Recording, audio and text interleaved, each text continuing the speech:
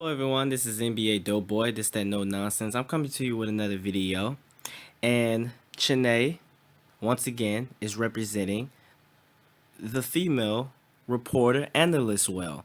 I said this that a lot of females or those who are out there questioning that we need more females inside the sports. You can blame Rachel Nichols for that. You can blame Molly for that because they are not representing you well. Chanae is representing you well. And this is also, you can credit her. And she is great in ESPN. I'm not going to get into TNT, but as far as ESPN, she is very insightful in her, I would say, points. She knows how to break them down.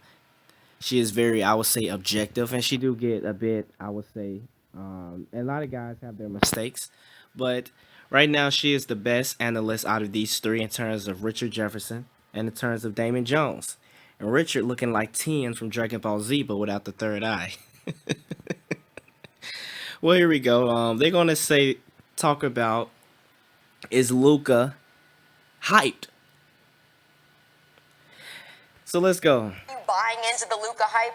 Well, I'm in a group chat with my nephews, Okay. Keith and Kendrick Rouse. And also LeBron, because keep in mind you're up here because you here to say good things about LeBron.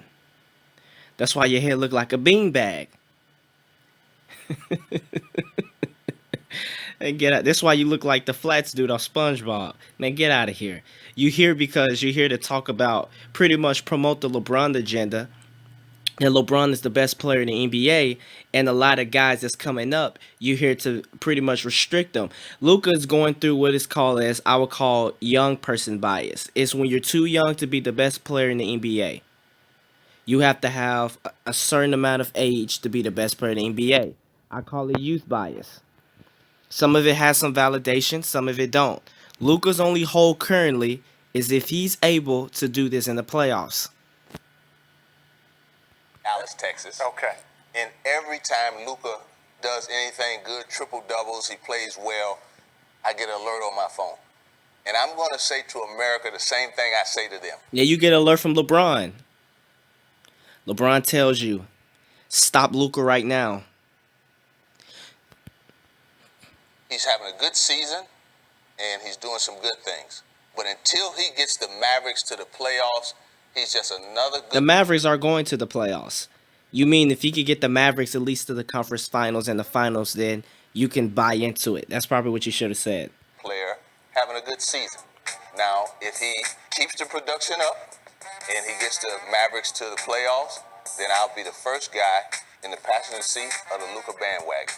Until then, he's just having Tell a them we good hold our season. breath. I believe Luka's stat currently is 29, 8, and 9. So I think this is more than just a good season, right? Look, I understand that you want to be the first passenger because you're a big bandwagon guy. That's just who you are. You're a bandwagon guy. That's fine. Wait. It's the truth. What? Bandwagon? He he- settled that yesterday. Yeah. He's a big bandwagon guy. My thing about Luka is this: we're forgetting the addition of Porzingis. Porzingis is a special, unique player. So when you add the two of them together, great things can happen. Now Luka is special. I am a big Luka fan. Do I believe that he is an MVP? Not this year, right? I think Giannis has separated himself from everybody else. I think that the season that James Harden is having, right? But also when you I do agree with that. I think Giannis and James Harden are above Luka in the MVP discussion, particularly Giannis. I think Luka is somewhere around where LeBron is at. And the reason why I put him where LeBron is at, because LeBron is also playing with Anthony Davis. Luka is playing with a hurt KP who's coming back from injury.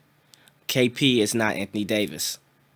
look at, to your point about getting to the postseason, right now, if the postseason were to start today, it would be Dallas versus Houston in the first round. Yeah. Now And that- Dallas better be careful. However, I think Dallas has the offensive firepower to beat the Dallas Mavericks. I won't be surprised if it goes to 6 or 7. And who knows? Russell Westbrook and James Harden, they amaze me. They amaze me, the heights of dumbness that they perform in the playoffs. Just when you think they're about to win, they go out there and lose. Look at the Christmas game. So I won't be surprised if the game is on the line. You can't just give the Rockets games, right? When there's a game you expect them to win, they could go out there and lose. But however, experience is on the Rockets side. Even though I think Rick Carlisle, I would say, is a better strategical, analytical coach. Even ironically, even though Houston pretty much have analytics in the front seat driving, I think Rick Carlisle is analytically a better coach. I just think being that what's the brother name? Mike D'Antoni doesn't make adjustments because he believes running a great system makes him a great coach, and he does not run adjustments. Right? It's a thin line between being firm and stubborn. It's a matchup that I think all of America would love to see. You got superstars, you got triple-double machines, you got a lot going against each other. But I really just think right now with Luka, I think we need to continue to watch his growth. Does he have an MVP in his future? If I were to have to bet today, the answer would be yes. Oh, of course. But do I think that like he is top 5 NBA player right now? I think he's most likely a top 10, top 12 player. If he isn't top 5, he's definitely probably top 7. See, the top 10s had Nikola Jokic in there. Luka is better than him. The top 10 had Damian Lillard in there. He is better than Damian Lillard. The top 10 had Paul George in there. He is better than Paul George. So he's definitely in the top 10.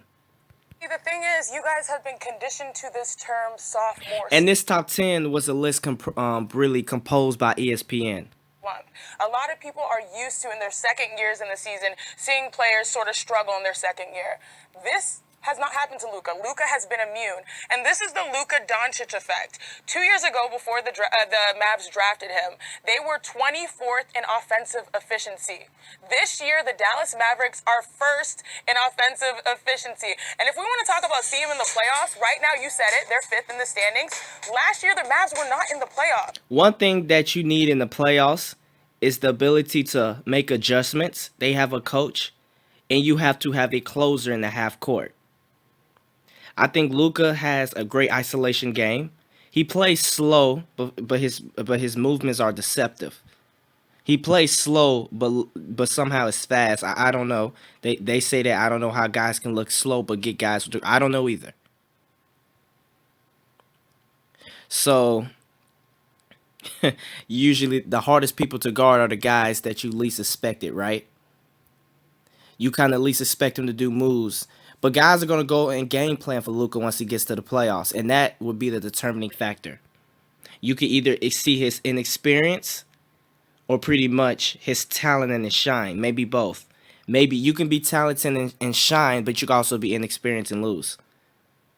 So time will tell. What is the Luka Doncic effect? Now, I went on SportsCenter earlier, and I found this really crazy nugget from Second Spectrum. Using this advanced analytics, Luka Doncic had... When you're playing against a young player, a team needs to have the mental edge over him. See, that's a lot of... this is why rivalry and mental toughness is very important. When you're playing against a Luka Doncic, and it's his first year in the playoffs, you have to make him not confident. This is one of the things that hurt a lot of young players in terms of experience. If Luka is confident, they're going to be hard to beat. So let's say if he's going up against the Clippers or Rockets or Lakers in the playoffs, the first thing they should do is to try to mentally dominate him. Be physical, knock him on the ground. Have guys that could probably get a technical foul. I don't want guys to hurt other people, but you want to let Luka know that he shouldn't be mentally dominating everybody on the court, especially when you're dealing with young guys. The most touches in the NBA. So this was his 12th time in the NBA this season, their win versus the Spurs, in which Luka had over 100 touches in a game. He passed LeBron James in that mark. He is doing it. He's the reason. And if you think about this modern, NBA and the shots, what is the hardest but yet... But guys with a whole bunch of touches is either two things. They're either selfish or it's the only thing they got. Most efficient shot. It's probably the step back three, right? No one in the NBA except James Harden has more step backs than Luka Doncic. Luka Doncic is the heart and soul. You say Porzingis giving him credit, or even the fact that the Mavs are in the conversation of, possibly being in the playoffs. This is all Luka. Luka is a rare talent, and people forget he's 20 years old, not slumping his sophomore year. The fact that he also gives you 28 points per game, almost 10 rebounds and 10 assists as a point guard, he is the reason why the Mavs are relevant and competing. And I agree with you. There, He's like, Chennai, look, listen, look. I can't be losing to a woman about sports on live TV. he is the reason. But do you want to know why he's not having a sophomore slump? It's because he just added the unicorn. When you have a guy that's going to give you 18 and 9, coming back not having Don't shake your head, Damon. You don't know why he's not having a sophomore slump. You just agreeing with what Richard Jefferson saying. played a year before, he took a See, Richard Jefferson like 10 of Dragon Ball Z and Yuchatsu. complete year off, coming back from injury. He's with a new team and a new system trying to figure it out. When you add a special player like that, like with the way he's able to spread the floor, that gives Luka more space to get to work. That gives him more opportunity. And as far as What about Trae Young? Trae Young has jumped to 28 points a game. Is he having a sophomore slump? Right? Even though Hawks don't have the talent, I won't say the coaching. They have a developmental coach, seemingly, time would tell. Nor Hawks have the defense or the consistency. And just quite frankly, Trae Young isn't as big and as impactful as Luka Doncic. I don't think it's a sophomore slump. If he didn't have KP, obviously they'll have to do a lot more. But I don't think he'll have a drop off. The brother's averaging 29, 9, and 8. And KP, I'm sure KP's not the reason for that. your touches, the one thing that you're talking about with LeBron James is him, they both play point guard for their team. So, like, yeah, if we're going to talk about point guards and the amount of touches, yes, there is something to that. But if you're playing point guard, you're going to have the most amount of touches. I think I know, but just because you play point guard doesn't mean you're going to have 29, 9, and 8. it's more so about the credit you deserve. And I think Luka deserves most of the credit. And you're saying this is largely the unicorn or Porzingis' result, right? How did the unicorn play in the first game back by Luka? He sort of struggled. What was he, 1 for 9, 2 for 9 in the first half? So far, we have not seen the best version of Porzingis, but we have seen the best version of Luka Doncic. And I'm not going to let him talk, Damon Jones. I'm because gonna I don't- talk. Exactly. Of course not. I'm going to talk But over this is you. the one thing I'll say is this. When you look at, let's say, the Warriors, part of the reason why Steph has so much room to work is because of Clay. Part of the reason why Keep in mind, Clay was a sophomore. Draymond was off the bench. Clay, Steph, and that Warriors team beat a George Karl Denver Nuggets team that won 58, 59, I believe it was 57, 58, 59 games. They was third seed, and this back then when the West was dangerous. 58, 57 wins nowadays is second or first seed. But they was third seed with 58, 59 wins. Golden State was sixth seed. They led 3-1 on that Denver Nuggets team. Then the second round, they took San Antonio to 6 games. And Mono Ginobili shot a buzzer beater to beat Golden State in game 1. So Golden State probably could have got up 3-1 on that San Antonio team. The same San Antonio team that lost to 7 in Miami.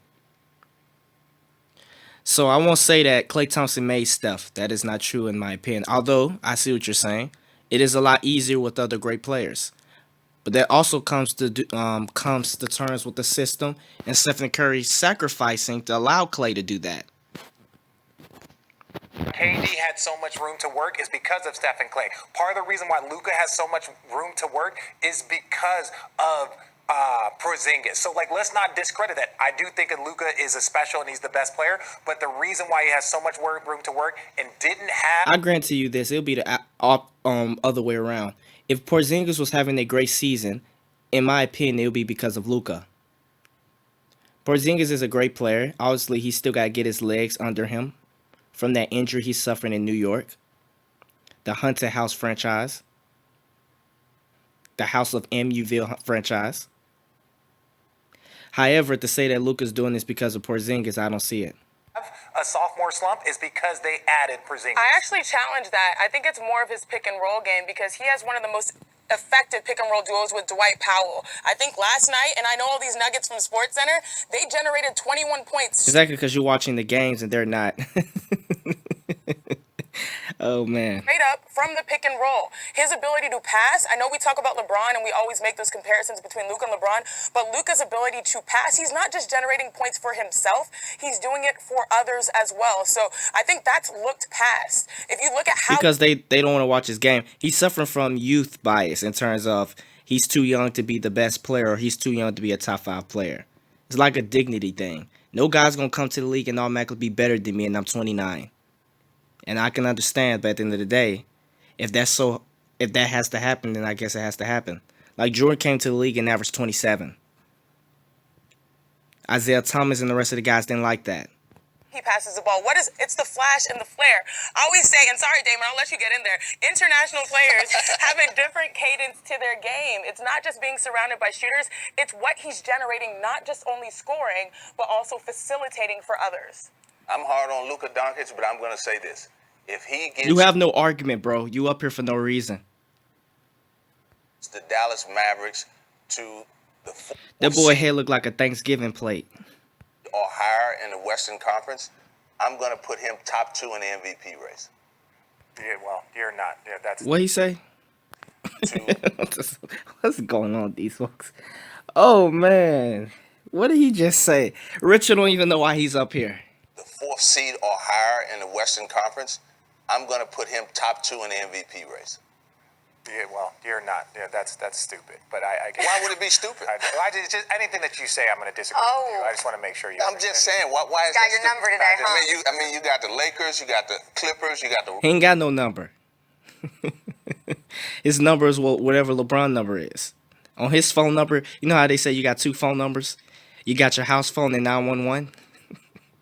He got LeBron and 911. And that 911, if something happens to LeBron, he's gonna use 911. Rockets. And if you have the Dallas Mavericks in the 4th seed, then He is the best player, but he added Porzingis. Well, LeBron's the best player, and he added Anthony And Davis. look, and they're the number 1 seed. Look at Okay. the jump that the Lakers made when you add another great player to the team. And Lakers also added some great 3-point shooters and defenders, because if they didn't have the team such as those great 3-point shooters and defenders, then they wouldn't be as good, right? They'll be around the rest of the pack, right? And even then, it's going to still come down to how great LeBron and AD is going to be due to a lack of ball handlers. Because Clippers have more ball handlers and more guys will go to moves in the clutch, who's comfortable in the clutch. But this is not that type of conversation. Do I think Luka's a top 5 player? Right now, my top 5 player consists of, and this is not in any order, my top 5 consists of, I would say, Giannis, James Harden, LeBron James, Anthony Davis. So that's 4. I believe I just named 4. So yeah, I said Giannis, LeBron, James Harden, Anthony Davis. That has to be 4. So I'm looking for 5. If he's not, maybe, and Kawhi Leonard. So that is 5. So he's number 6 in my opinion. Well, if you like this video, make sure you like, share, and subscribe. Hit the notification bell. And that is it.